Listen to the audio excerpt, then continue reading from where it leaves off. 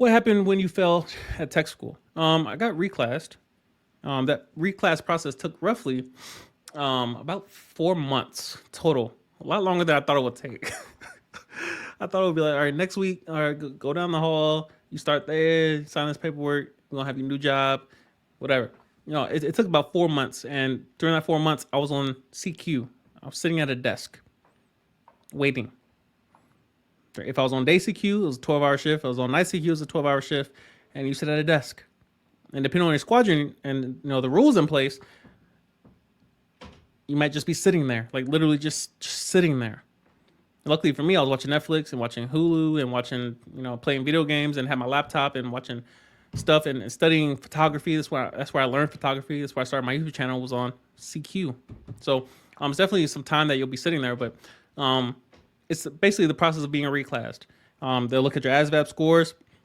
They'll see where else they're able to use you in terms of career fields in the military, jobs that you qualify for in terms of your MEPS qualifications and your ASVAB score. And you basically wait for new class dates if and as long as you don't have behavior problems to go with school problems, because you can't have both. You have to pick a struggle. You can't be bad at behavior and bad at school. Like, what are you doing in the Air Force then? Take that stuff to a different branch. Like, no, you can't have two struggles. You get one, and barely that one. So just mindful of those type of things. But yeah, it's not a huge process. Like, it shouldn't take that long. It does take that long, unfortunately.